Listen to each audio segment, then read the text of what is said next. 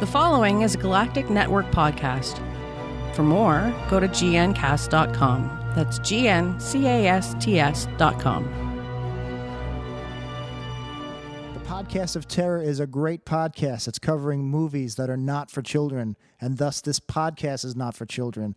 The hosts are two adults who will use bad words from time to time. They'll also spoil movies if that's not your thing. So if you don't like spoilers and you don't want to hear some dirty language or some dirty references to dirty parts of your body, then please, please, please wash your body parts better and do not listen to this show. If you can handle it, and I hope you can because there's a great podcast coming up, then please proceed with Podcast of Terror. Corey, I couldn't help but notice that you're wearing a shirt. I try to whenever possible. There were laws passed. What are the odds that you wear a shirt every day of your life? Almost 40%. Attaboy. Well, let me tell you about a little sales bonanza we got going here. We got some friends. These friends got some codes. Go visit our friends at the Hate. That's the. If you can't spell the, go back to school. Hate, HVIII.com. Use the code HBG15, get 15% off your order. And if your tits still require more fabric, go to status. I need to double up. You got to double. You can never have too much tit fabric. Go to statuspheremerch.com, use the code TERROR, and get you some sweet discounts there. Burn and fire, burn the fire. Burn and fire, burn the fire. Welcome to episode 90 of the Podcast of Terror, a production of the Galactic Network. I'm your host, Matt Stein. With me, as always, is Corey. I just want to cuddle Scott. I just want to be held down underwater. Corey wants to be a power bottom.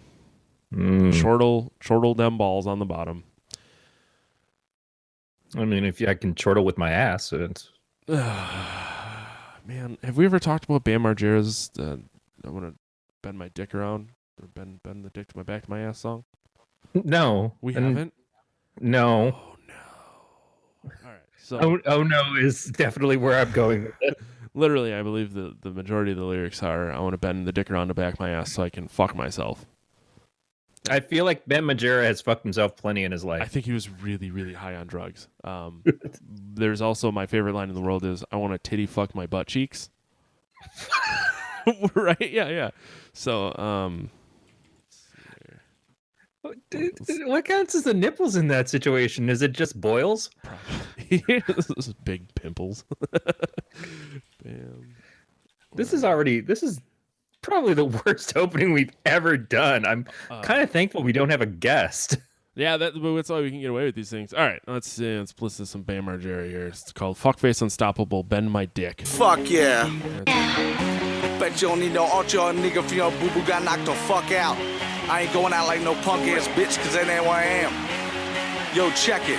I would've bent my dick to my ass so I could fuck myself. I would've bent my dick around the back of my ass so I could fuck myself. Oh, hell no!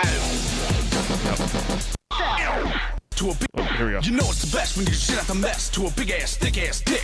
I'm gonna titty fuck my butt cheeks. Yeah, that's a stick. Not a code to get in the gate. All right, that's enough. That's a real song that came out. I feel like 2013. the world owes an apology to Corey Feldman right now. I think the difference all the is, shit we've been giving him for his crappy ass music, and then that exists. but Bam Margera didn't go on the Today Show and try to dance around like Michael Jackson. He just did drugs. But Corey and Feldman sang can to dance music. around like Michael Jackson. That's one of his only redeeming qualities That's as a human being, is that he can do that. He actually is a good dancer. He's just still doing it is the problem. It was cute when you were 10, said Michael Jackson to Corey Feldman, but it's not. It's not so great anymore. Yeah. Let me see here. You know what's the best when you shit out the mess to a big ass, thick ass dick. Well, that's just beautiful. I want to titty fuck my butt cheeks. Yeah, that's the stick. That is the stick. That's fucking poetry. Word to your mother. All right. If you are actually still listening to this podcast, That word is you should have dropped I this. should have ran away a long time ago. Whoa. All right. For more on this podcast, including show notes, contact information, subscription links, go to jncast.com/pot. Yeah, little jeweler. You can chat with us on our Slack channel during our shows at gncast.com/signup. And while you're there, subscribe to our newsletter. Before we do the What You Drinking, I kind of want to explain. So we're recording this in the past. If you're listening to this on iTunes, this is like a while ago because we've never recorded it not in the past. Do you know how time works? No, how does time work? How do magnets work? How the fuck do magnets work? When a boy magnet and a girl magnet love each other very much, and they both turn off Bam Margera's goddamn song. And then the Insane Clown Posse get confused? Yeah. All right. So, okay. We're recording this more so in the past than usual. Corey's a fucking prick. Because I just moved. I literally just moved. I'm probably unpacking boxes and swearing under my breath as you're listening to this. So, we're not going to do news because it would be really old. And because we have to save all our news stories for last week's show, which with is Melissa really and Randy in day after tomorrow's show. Yeah, in 2 days. This is already fucking with my brain, man. Let's just understand. We don't know where we're at, who we are, anything. I could be dead. That's what I'm saying. Trump could already be reelected. It's a shit house. This podcast might come out, and Michael Jackson has been resurrected from the dead. That's possible. But he's decided that all he's doing is Bob Dylan covers from here on out. They may find out that Donald Trump is a big walking Cheeto. We know. Well, you know. How far in the past are we? I don't know. What day is it? All right. I really don't know. I stopped. You lost me. All right. Anyways, we're gonna do a short review of an upcoming short from our future guest, who's on in 2 weeks. If you're, he's oh boy, he's on. This is already more complicated than it needed to be. Yeah, he's gonna be on an episode that comes out in 2 weeks from today. If you're listening to this, so it'll release June 13th. So he's a director. He's a super fucking nice guy, and him and I have been talking quite a bit, and I'm really excited to have him on. So he was kind enough to let Corey and I view his upcoming short called The Audition early. So we're gonna review that real quick. No spoilers though, because I don't want to be a dick. It's not out. I expected you to make fun of me because I said I didn't want to be a dick. And then after that, we're gonna get into The Void, which was the originally planned movie, and we're gonna spoil the shit out of that. And I watched it incredibly drunk, and I don't know what happened. I don't know what I watched. I watched it last night in my hotel room. I was out of town for work, and it was like 5 o'clock. I was already drunk, and then I went back to my hotel and had another. It was a mess. I was asleep by 8. And you don't. I think we're on episode 90, technically 89. Yeah. No one is surprised that you had alcohol in you in any of these reviews. I have a constant blood alcohol content at this point. Yeah, whatever. Anyways, Corey, what you drinking? I am literally just drinking Lipton iced tea. I came home and I had my leftover tea in the fridge from last night that I poured while I was reading my book that I am trying to get through before we have our guest from next week on, which I am enjoying thoroughly, but I don't want to talk too much about it until he's on the show with us. Yes. You know how difficult it was for me to be like, all right, this is episode number 90, but we're really recording it before 89, so this is our next week, whereas our next week that we're going to record in 2 days will actually be what we just 89. did. Right. There's not enough drugs in the world to make sense of what we're doing. Awesome. Well, I have I'm dying. Some last weekend I was down in Indiana for the Dark Lord Day release with some friends from Kansas. They brought me a lot of beer, including this barrel-aged sour from Boulevard called Show Me Sour. It's pretty good. It's not as sour. I had a discussion with a bartender last night about sours being too sour, not sour enough, which means nothing to Corey, and I'm talking to myself. No, I'm interested because I've never, as far as I know, had a sour beer. I've had beers that made me feel sour after drinking Yeah, them. so But a lot of times it's just like your standard beer, and then they use souring bacteria to make it sour. So there are some that literally like make your face pucker, and I don't know, bueno. Like I like fruity, like the fruitier sours. So this one's it's kind of smoky, which I'm guessing is coming from the barrels, which I'm going to assume were, whiskey. It doesn't say what kind of barrels are on here; it just says barrel aged. Yeah, it's pretty fucking good. And then after that's done, I'm going to completely destroy all of my taste buds with Founder's Curmudgeon. It's got a little angry-looking old man on it. It's an old ale, which is good as fuck. It literally has 100% of the flavors in the world with molasses, and it's aged in oak. So wow, just calling it Curmudgeon, it already sounded like it was named after me. And then everything that you just described, if I drank beer at all, molasses. it sounds kind of wonderful. Yeah, I really, really like old. I like old ales and Scotch ales a lot. Yeah, sometimes I feel like maybe I could have. No, I can't have a beer. No, I have a lot. If you ever want to come over and help me murder some. Yeah, I was gonna save that treatment for you and your wife, but okay. Hi, Nicole. I've had Curmudgeon before. The Show Me Sour I've never had before, which is why I had it first, because Curmudgeon will ruin my taste buds, and I wouldn't be able to taste the sour. That's why I did it in the order in which I've done it. And fucking sours are good. Calm down. Ashley, Founders. Yeah. Founders has a bourbon barrel-aged IPA that came out, and I foolishly bought a bottle for $2 more than I really should have, but such is life. I drank a $5 root beer a couple weeks back, so I mean, sometimes you spoil yourself. I bought a $12 bottle of coffee. Yeah. It's fucking worth it. It's called Necromancer. I drank it, and I could see through time. And as you discussed when we did Rosemary's Baby, is you've had $250 bottles of beer going through your. I won't get to drink that till September. Yeah, because I sold mine. But yeah, it's all in what you're willing to pay for it. So it is what it is. All right, let's. As much as I'd love to sit and talk about beer, but let's talk about the audition, not the void. The other one with the. If you're not familiar, get learnt. Get woke. Is that what the kids say? Get woke. I don't know that any kids say it like you. What, and I know you're literally half my age, so it. You're not 64. I might be. What the fuck? Alyssa said something. She asked what you did for work, so I told her, and I said, "Well, he's like 2 years in the past." She goes, "We've already lived those 2 hours." And I said, "Yeah," and he's like 12 years older than me. And that was it. That was a shitty story. I'm sorry. Were the hours better for you? Not really.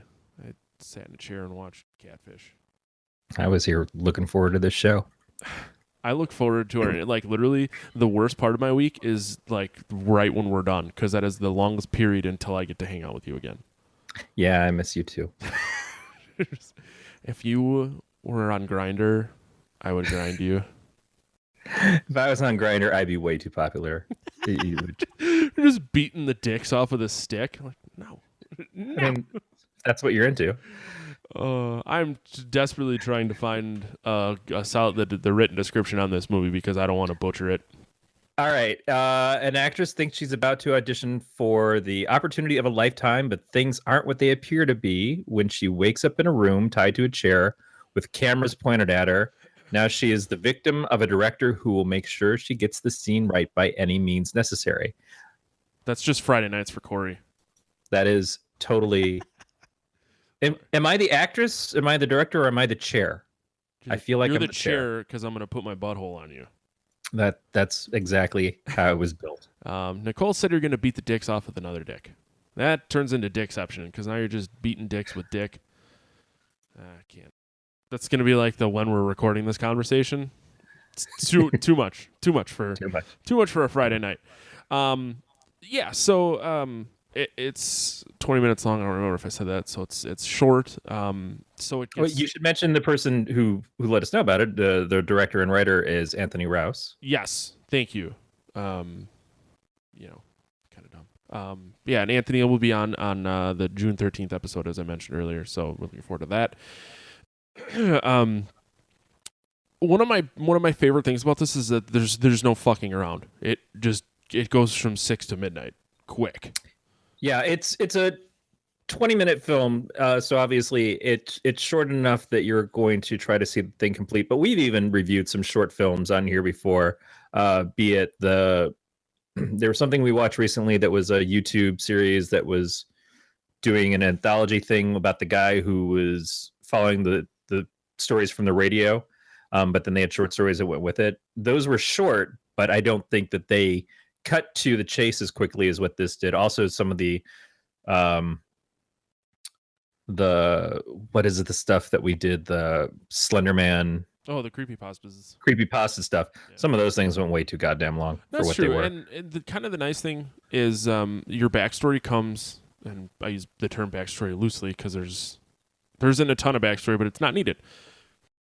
It comes like halfway through. There's the director is talking to the interviewer, where you kind of get an idea of what is fucking wrong with this guy. So as soon as it starts, like you're in the shit. Yeah, the director is kind of a mix of Donny Osmond with Patrick Bateman. I was gonna say Patrick Bateman, yeah. Absolutely Patrick Bateman-esque. But what kind of business card do you think you'd have? I believe it would probably be something with a texture to it. See, I'm thinking bone with a slate gray raised text, but he fucks up and gets it in Times New Roman. Dingbats. Yeah, because he seems a little young, probably not the smartest chip off the old block. Well, he's probably going to have to get it on one of those sites where they'll print them for free, but there's advertisements for the site on the back. Yeah. When you flip it over, it's a vape store advertisement. You can fucking blow plumes all day. Oh, Jesus. Yeah. So I don't want to spoil anything. So I'm trying to choose my words here carefully, but yeah, it stars Jackson Trent and Holly Beth Gourlay, who is a young Scottish actress I saw, and then in the story he gets interviewed. So the interviewer is played by Joel David Taylor. It's like one of the things that I'm not huge into is the torture porn movies and stuff like Hostel.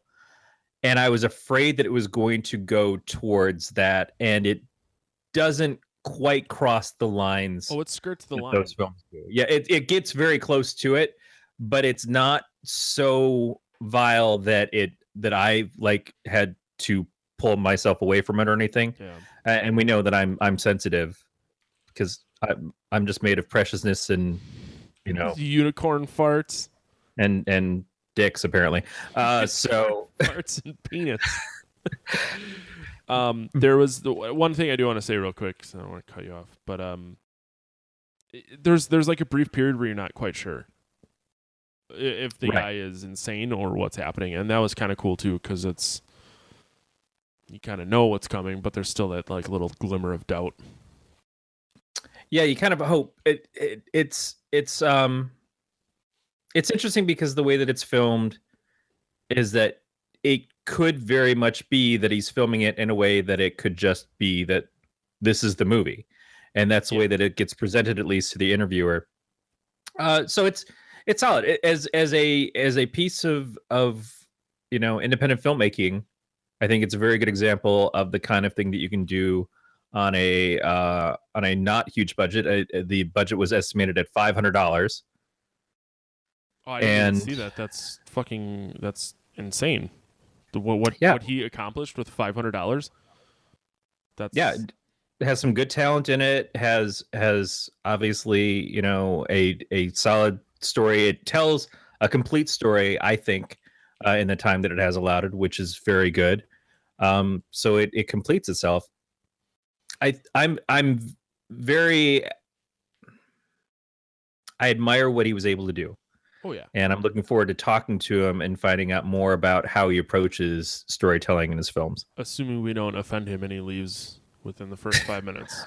I mean, we'll do our best to offend him. That's how we roll. Hands down a possibility. I'm surprised no one has left yet. I mean, I'm going to try to hold back a little bit to try to keep him around. No, I think we're good. I did invite him to hang out in the chat and tell us a dick joke. But that's good. He's at work, so I don't know how many dick jokes he can be sending to us. I also hope if he is listening to this that it is in headphones and not full-blown speakers. If speakers may have upset someone. Yeah. Dicks. Grinder. Grinder.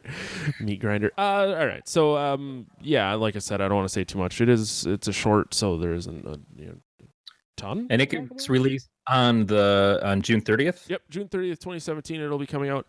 I'm not sure of all of the release platforms, but we will certainly we'll get that from him when he's here on in a couple weeks. Yeah, and he's got some other stuff out there too. So if you want to look him up and check out and see where you can find some of his other things, we'll talk more about it when he's on. Yeah. I'm curious. I'm really curious to hear what his other projects are. I know he. I see a lot of his stuff pop up on his face space because that's obviously how I interact with him. But I do want to get my hands on his other stuff. So yeah, like I said, Audition June 30th. Go fucking watch it in the future because we're recording this in the past. So right now it's May. It's gonna come out in June. That's a month. But it'll still be your future because it's not coming out at the end of June.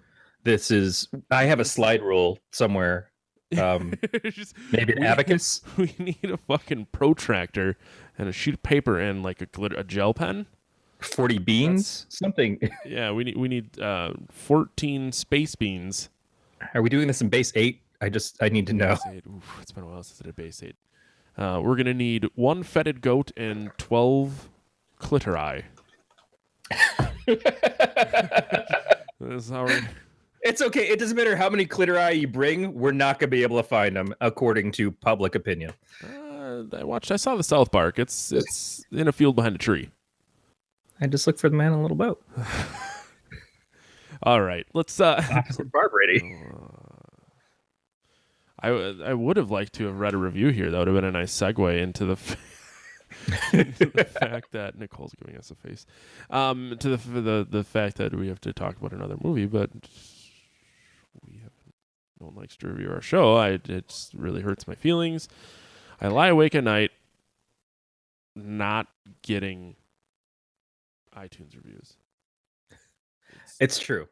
I get it if you're holding back, if you're just saying, I want to wait until they get to episode 90. Well, here it is. Here's your chance. 90 episodes. Yep. And that's not even including the pot shots. There's Halloween specials that didn't really have numbers. Mm-hmm. So I mean, really, you're kind of slagging. But we're gonna forgive you that. We're gonna let you have your moment, and your moment is now, my friends. Get on iTunes. Now's the time. Get on Google Play. Talk about the Podcast of Terror. Tell us, please, what you think.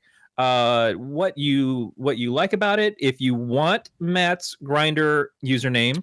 That will help us. We will give it to you for the review. We're not shameless. No, we are shameless, and we're also a little fat. And so, just come on over and talk to us and say, hey, I like the Podcast of Terror. I want to give it. I want to give a few stars. 5. I can do that. It's free. 5 is good. If you want to give it 3 stars, that's fine. Just tell me why. Yeah. Like, just tell me why you don't think we're worth 5. I did, and I don't get mad about that kind of thing. I totally get mad. I'm really butthurt about a lot of things. You're a little bit. Sensitive. You have a fragile ego. But hey, the person who gave us 3 stars, at least it showed that we had somebody who checked out the show, which I appreciate in and of itself. Feedback is great. Feedback is important. Yeah. I did want to point out when you said Shameless before, I was apparently like a mile from the Shameless house last week. And that's not a place that a white kid from suburban Wisconsin wants to be. Aren't they all white on that show? Yes, but South Chicago is a very unsafe place. I mean, I grew up in Detroit, and now I live very close to Oakland. So I grew up in Sheboygan, Wisconsin, and moved to Appleton, Wisconsin. yeah. Yeah, I mean, you're really white. Yeah. When I go to Green, well, I don't want to say that. Yeah. Yeah. No, I'm pretty white. 3 months out of the year, though, I get swarthen, nice, healthy bronze tan. I mean, I am practically see-through. I'm Depeche Mode white. Oh boy, flock of seagulls. All right, let's talk about The Void. We are going to talk about The Void. Now, I know that I've mentioned this movie a couple of times. This was actually recommended by a listener. Yes. And I feel like a dick Because you don't remember the email? I don't. All right, by It's time. okay. By time, I'm going to find the email. So The Void was filmed in 2016. It actually was a successful, not necessarily Kickstarter, but a Kickstarter-esque thing where people went and helped fund the film. And then it was released in theaters, I think, just last month. But because of the distribution, the way they had it set up, it was released in theaters and to video on demand at the same time. So we wound up checking it out through Comcast on demand, and we saw the trailer for it, and we're like, we need to see this. My wife and I. My wife is the huge horror fan of our home, as I think I've said many a time here, and we were like, yeah, we got to check this out. So the description is basically. It's very much a film in the style of great classic horror movies from the 80s. A lot of John Carpenter influence seems to be in it. I also took some Clive Barker influence in it as things that I saw.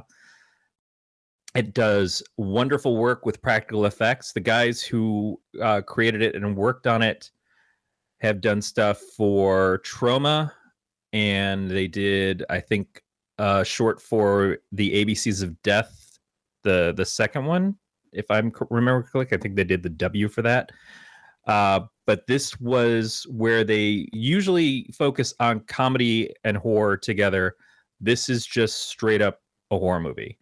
And I think it's the first one of that type of film for them. And yeah, we'll get into what we thought of it. Very true. I can't find the email. I'm really sorry. It was a very super fucking nice email too. It was. We may have actually read it on the air before. No, we totally did, but I can't really. We can't pause this so I can go back and listen to it. Totally read it. God, damn electricity. Stupid. So Matt, you want to talk about it? No, I'm just stupid. Stupid little. That does not stop you from giving your opinions of things on the internet before. That's true. So, you and I actually talked while I was watching this. Yeah. What was it that you said to me? And that's what I'm about to say. So I was really more into the cult aspect of it, and then it got alien-y, and I kind of got upset. You were expecting it to be about one thing, and it really was. No, it was, but just by looking at the cover, the focus changes. Well, no, but what I'm saying is, like, when you look at the poster, you could see that it's an alien. It's going to be an alien movie, or a monster movie, I should say, not a cult movie. But when you start seeing all the people in the white with those triangles on their face, like, I got a little pumped, and I'm like, oh, it's some like fucking crazy cult bitches. Yes.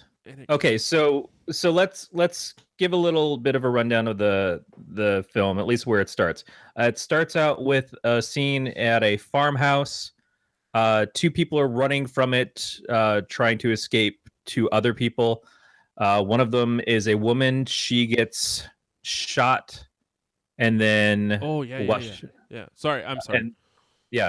And the guy escapes. The woman then gets set on fire by the two pursuers, and they keep. Well, you know, actually don't. She probably didn't bring him beer, and so they keep going to track the person who got away. So we are already in the midst of out in the middle of nowhere, rednecks with guns coming to get you, And that's a good start to any movie, I think. We meet who is essentially our hero of the film, which is a local deputy sheriff, I think, who finds the guy who ran off from the barn, takes him to the local hospital where his ex-wife works. And the local hospital has recently had a fire, has a very skeletal staff of people working there at this point in time. He brings him in there, and there's only a few people there. There's the head doctor. There is his ex-wife, the nurse. There is another nurse.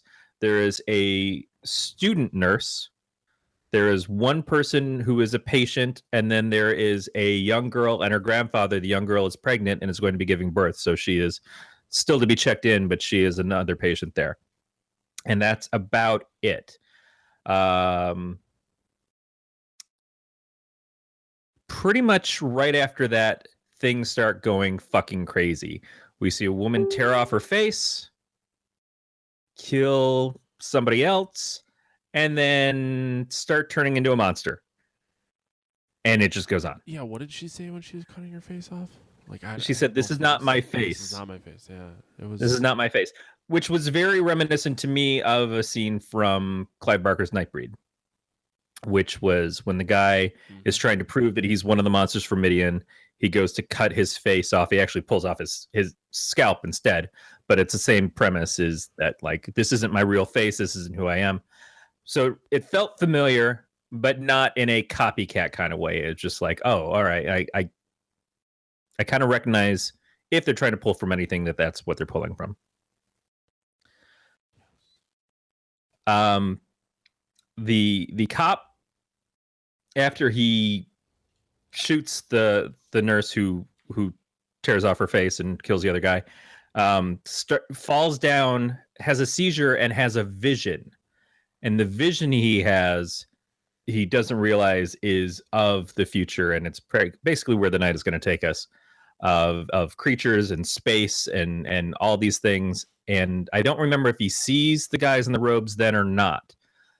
But as he gets up, he goes to try to call for his backup. A state trooper shows up as well and kind of takes over the investigation, takes his gun. But as he tries to call his people, he can't get anybody on the phone. All the phones seem to go dead and get fuzzy. He goes out to call them on the radio in his car. As he's getting out of that, that's when we see the first of the cultists in the white shrouded robes and the hoods with the black triangle on it. One of them stabs him. He makes his way back inside, and then the two guys from the farm show up, and everything kind of goes crazy from that. The head doctor winds up getting killed. Yeah, and then they go to the basement. Stuff happens in between there, but the point at which I really was like, what the actual fuck is happening is when they go to the basement and then the triangle glows. Then they all walk through the triangle, and then there's a guy that reminded me of like a weird Cenobite.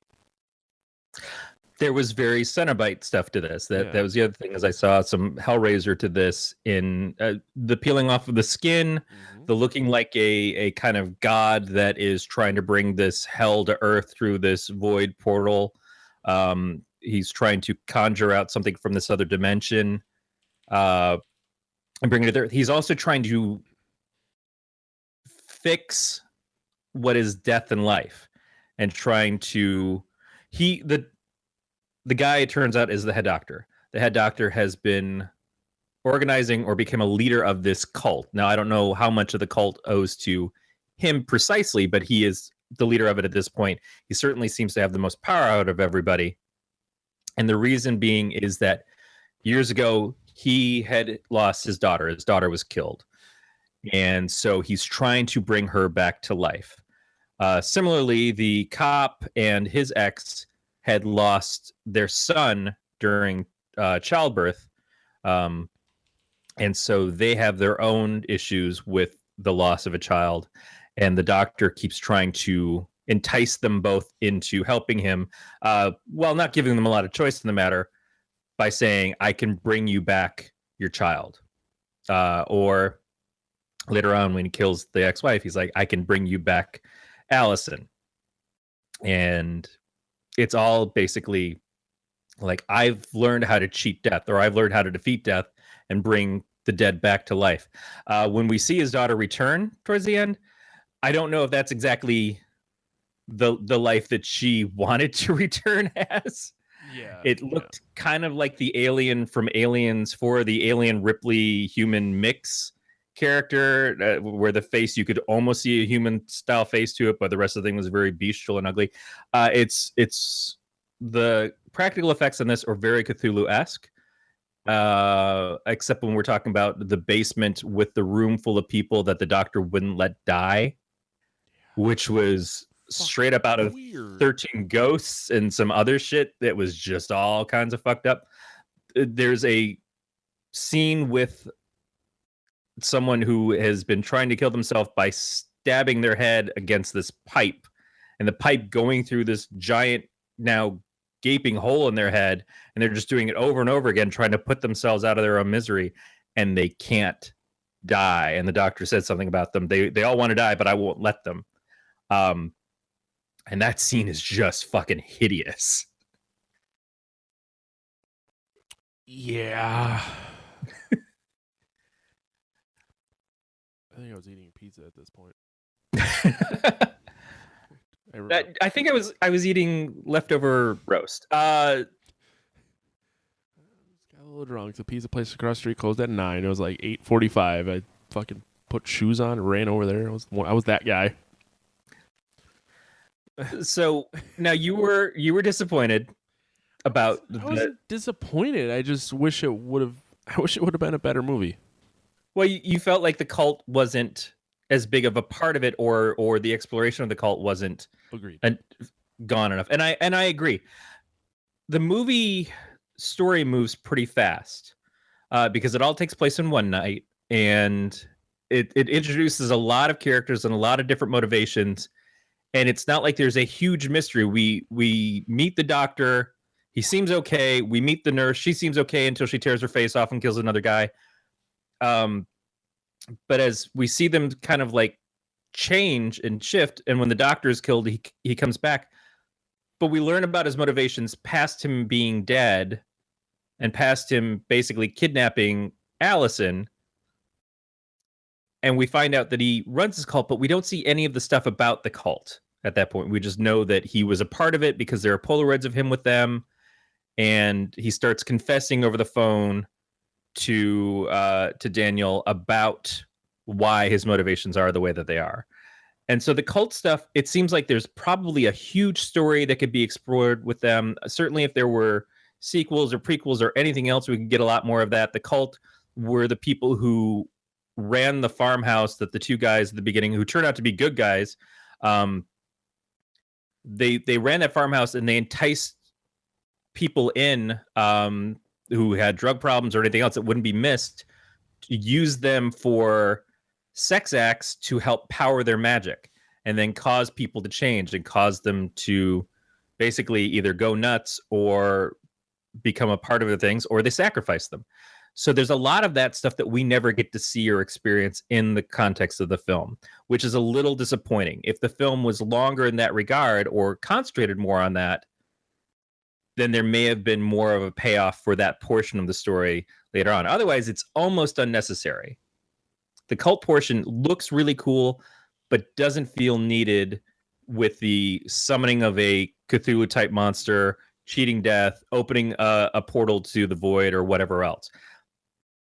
But in the broader, like, let's just throw every fucking thing in there and do every cool thing that we can think of to make this story feel huge. And that way, I appreciate it because they don't hold anything back. Yeah, don't tease me with a cult story and then just provide blue balls. Yeah, also, we don't get a lot of idea as to what the void opening that he's opening to really is, this other dimension that they wound up going through at the end. We don't have a lot of experience as to what that is supposed to mean or how it all pans out. When it closes up, after they go through it, we see that Simon and Kim are able to escape from everything, and everybody else in this place is already pretty much dead at that point, including the cultists who were in the building, all get kind of stomped on by the daughter, among other things.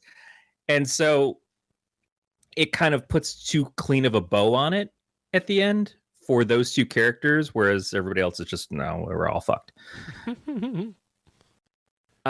So again, in that regard, it's like not enough given to us pertaining to that portion of the story. I still think everything all together is exciting and interesting to watch.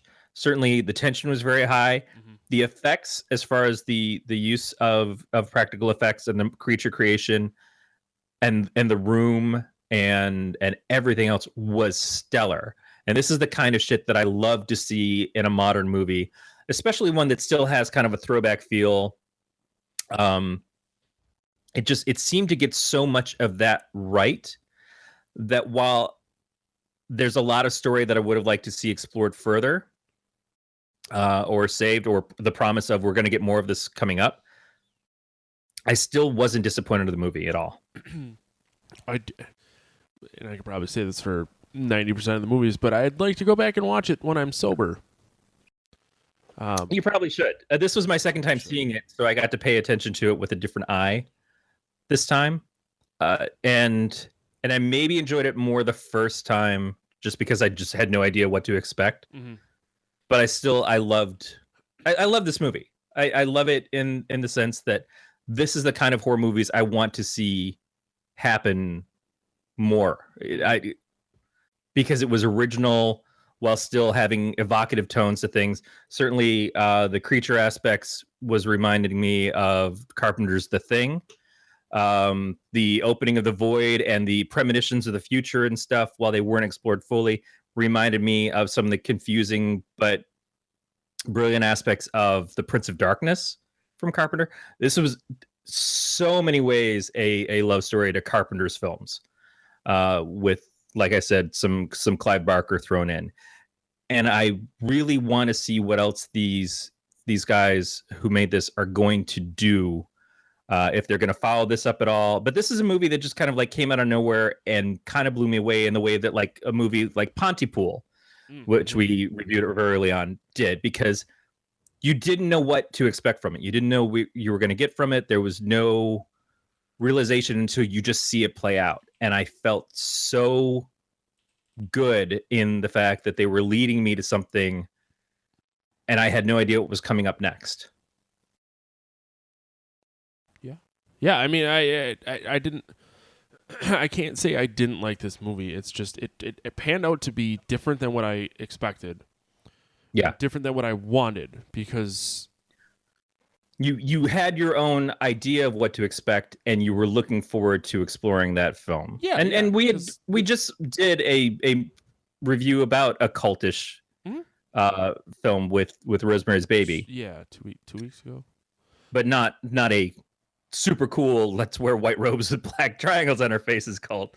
The imagery, I think, it made it seem like there's something so cool there. Yeah. And we get to see that? And what they mostly did is they wandered up and they said that they're not even coming in, they're just trying to keep us from coming out. And that's a little disappointing because we don't get to see enough of them. Right. Like, tell me why these people like advocates for the opening of a void, but if they are, why? Why do they exist? Tell me why they exist. Right. It seems like they all want to get this, like, defeating death thing. Yeah. That's probably endgame. But I want to see how they were. Did they exist before the doctor became a part of them, or did they exist after? How did he entice them all? Were they locals? Is there a global organization of them?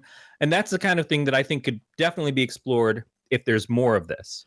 And that's what I was going to say, is maybe with the unexpected success of this movie, there will be a second or a prequel. I would kind of like it if there was. I really want there to be.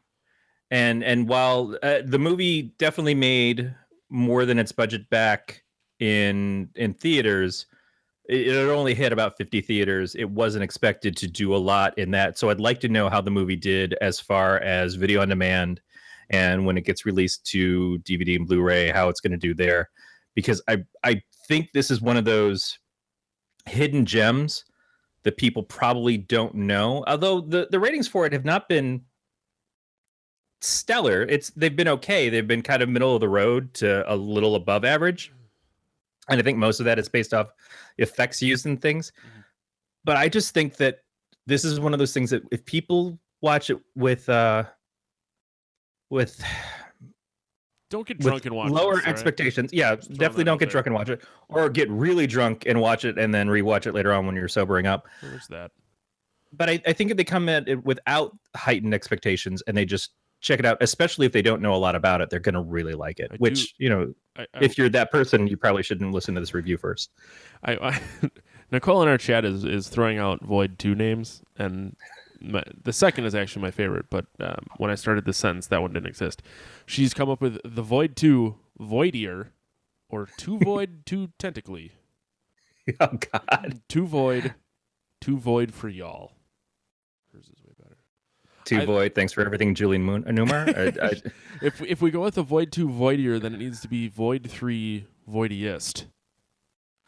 If you're going to say Void, then I think it needs to be Void the Bowels of Hell. Void the Bowels of Hell. Or the prequel, Voided. Yeah. Like when you bring one too many packages of turkey to the... And when they finally just wipe out the other planet, you just call it Devoid, which is also the French version. Oh, boy.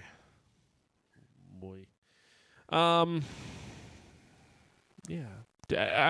I'm satisfied with the amount we've talked about. Do you want to rate it, or do you have other things you'd like to bring up? Just mention the fact that the cast is really great. For a lot of people that I didn't know. Very true. I knew Ellen Wong she played Nyes in Scott Pilgrim, and I knew the guy who played Mitchell, which was the other cop, Art Hindle, from Porky's, of all things. I'm looking at this guy's face. I'm like, I know that guy. How do I know that guy? Oh, because you were in that movie that was such a source of masturbatory fantasy for no reason. Not you specifically, but yeah, there was like, that's right. You were in Porky's. Oh, what a great shower scene. Nicole has another one. Void 2 Alien Boogaloo. That's hot. That might be... That's my new favorite. I don't know how I didn't think you could top Void 2 Tentacly, and then the Alien Boogaloo, you did it. There's the point where the tentacle monster is dancing on the ceiling and like going up and down the walls and stuff. And... Yeah, from the music, the atmosphere, everything about this hit the right notes for me as a film that is maybe not like the work of horror genius, but just exactly the kind of horror movie that I want right now. And I want to see more stuff like this. I want to point out that I didn't realize this was an Indiegogo that raised $82,000. Yeah, $82,000, and so, yeah, that's what I wasn't sure if it was Kickstarter or what, but I knew that it was something where it got funded. Crowdfunding, kids. Just way to your dreams.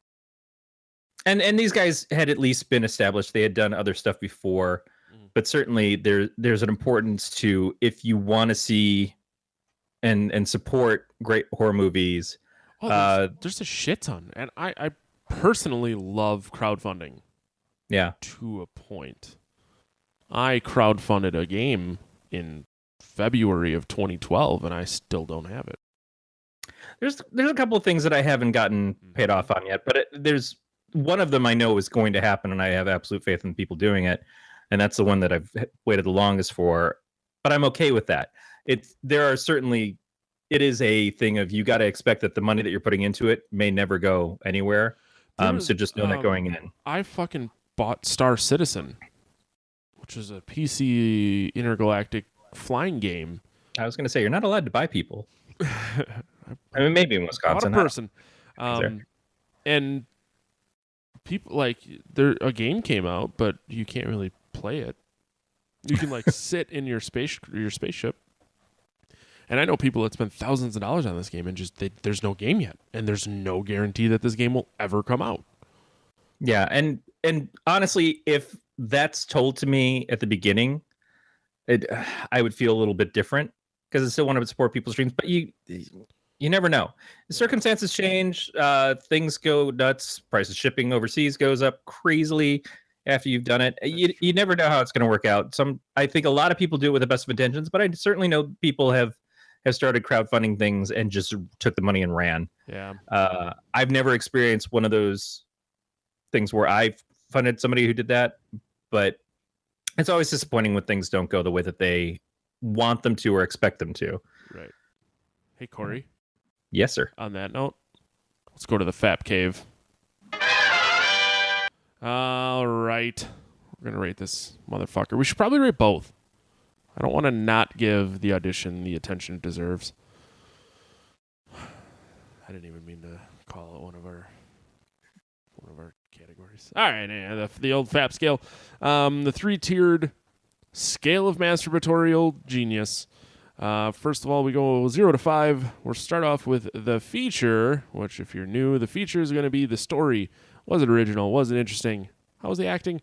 Let's do... How do you want to do this? Do you want to give both scores for both movies and start with the audition, do the void? Let's do the audition first and then do the void. Circle back. All right. Yeah. All right. After you're first. There's no chance you go first. Yeah, that's harsh. For the feature, as far as the audition, I think it was good. I think it was a solid effort. It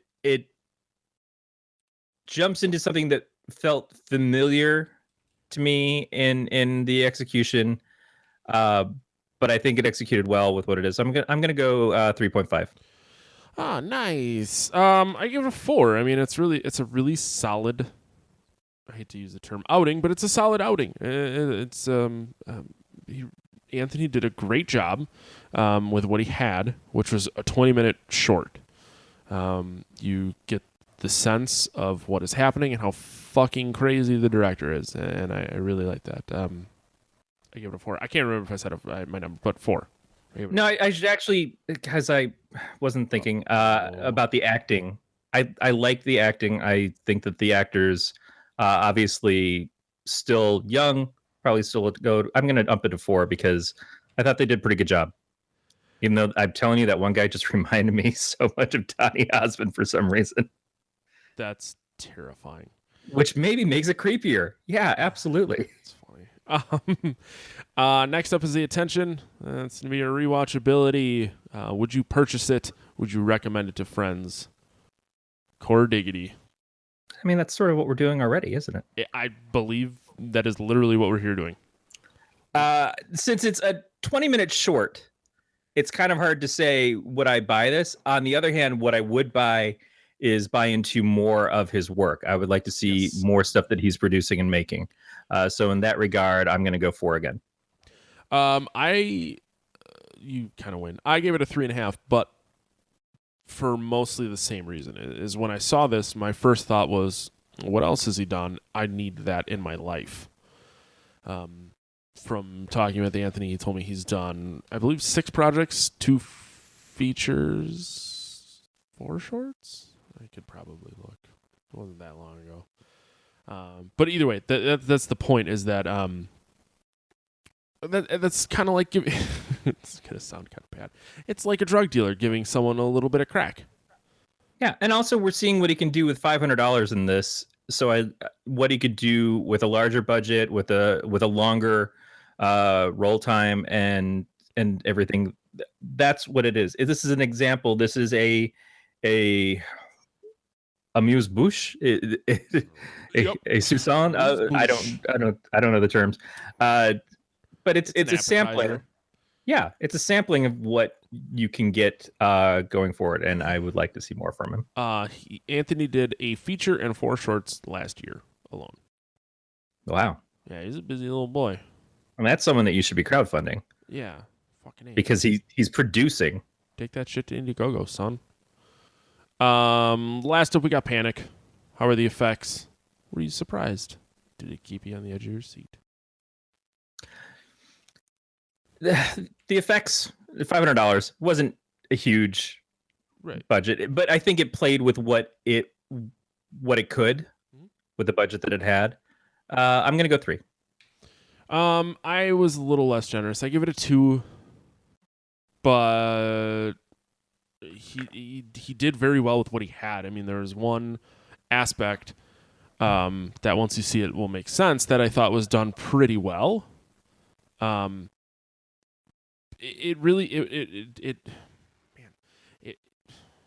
The acting is what did it. It didn't need effects, and it didn't need, a CGI Satan Frankenstein monster to get the point across. So, yeah, this whole thing came down to acting for me. So I give it a 2 because I didn't find it terrifying, but I thought it did what it did well. Nothing surprised me. I wasn't in the edge of my seat. It was more of like that guy's a fucking weirdo than me being scared. And part of it too is with the actress in it and the situation she was in as I was watching it, and maybe because of the fact that it was a little bit more low end on how it was shot and stuff, was that it kind of reminded me of Megan is Missing. Yes. And so I was maybe a little bit more anxious because I've seen that kind of movie, and that movie is not an easy one to get through as it is. So. And I'm not saying that this is it. We've reviewed Megan is Missing before. I know that affected people who watched the show or listened to the show. We got a very intricate email from Maggie about it when she watched it and how it affected her. This is not going to put you in that state, but it certainly seems like if it was taken to a larger sense, that's probably where it would have wound up. Mm-hmm. All right, let's switch over. Refactory, a little nap, little. Give me like 20 minutes. I need to put on my breathing machine, otherwise I'll die. I need a ham and cheese sandwich.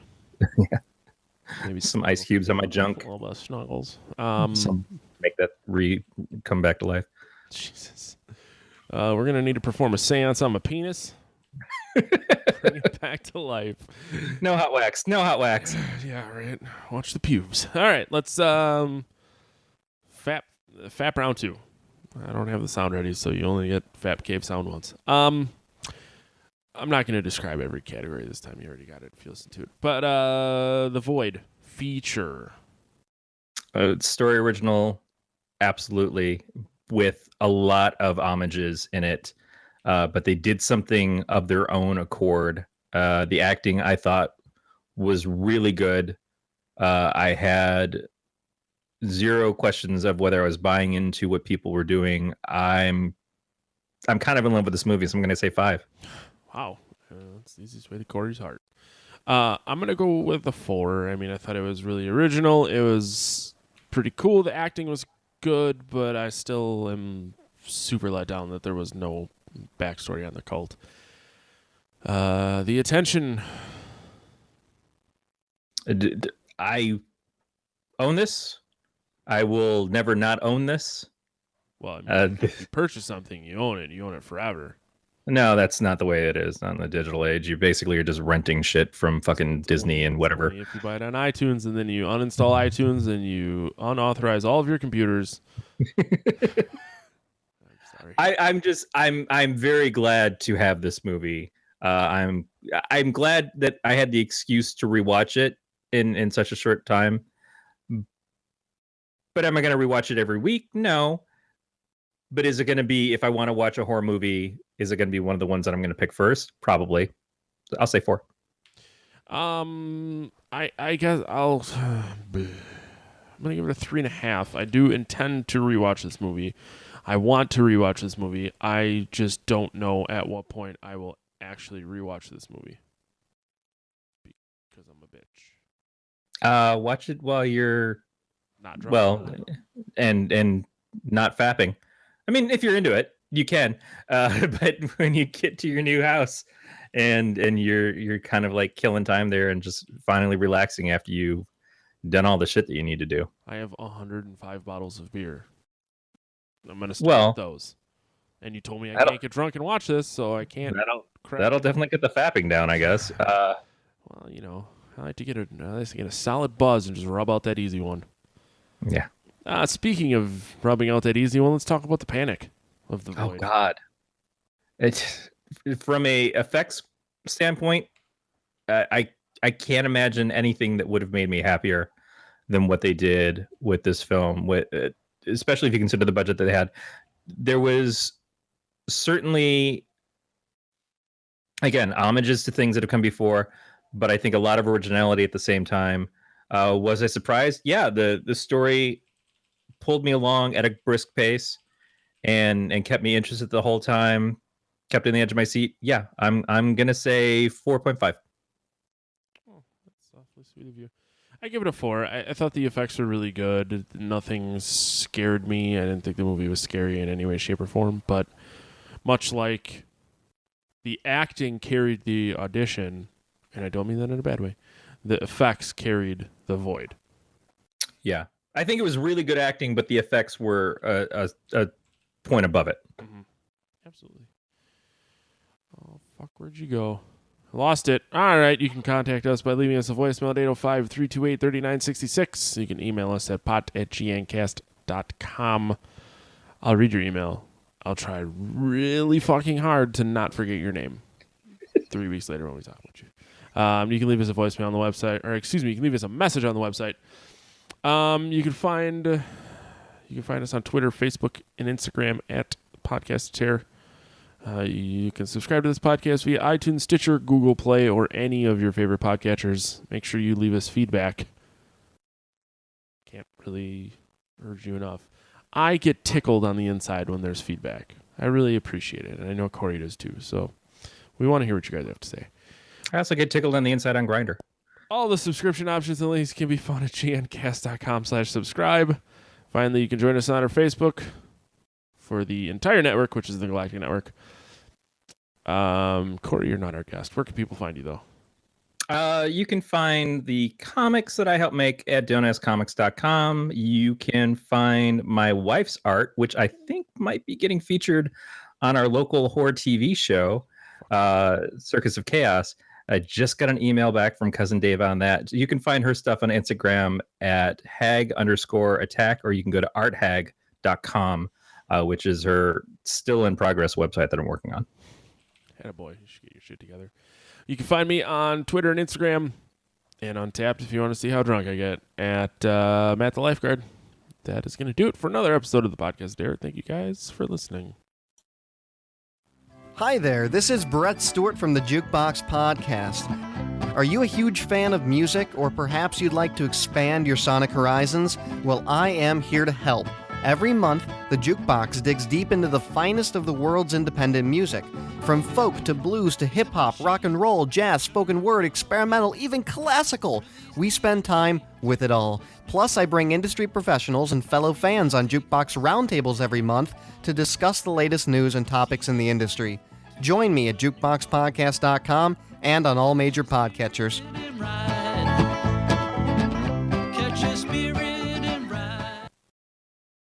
Next week on the Podcast of Terror. Next week, we are joined by author and our friend, J.F. Dubois. His book, God in the Shed, is coming out. Shit. Corey, do you know when it's released? I want to say it's at the end of June. Maybe it's pretty soon. It's very soon. And sometime around when we're doing the podcast, I remember trying to line it up. Something, this is just me killing time to try and find June 15th. It comes out June 15th. So, yeah, so it'll be a week following. Which means you can get your pre-orders in right now if you want to read it before we talk about it on the air. We'll put a link in our show notes for you. And I have the privilege of being in the midst of reading it currently. It's really goddamn good. Don't tell Jay if I said that, though. Corey's swinging dick. So, yeah, we're going to be talking about the movie Sinister. Sinister 1, not 2. 2 is shit. 1 is good. Let me rephrase that. Sinister 2 is shit. Hot doggy garbage shit. I couldn't stand it. I turned it off. But the first one's really good. And that's what we're going to be talking about. So thank you very much for listening to another episode of the Podcast of Terror. we will talk to you guys next week. Stay scary, everybody.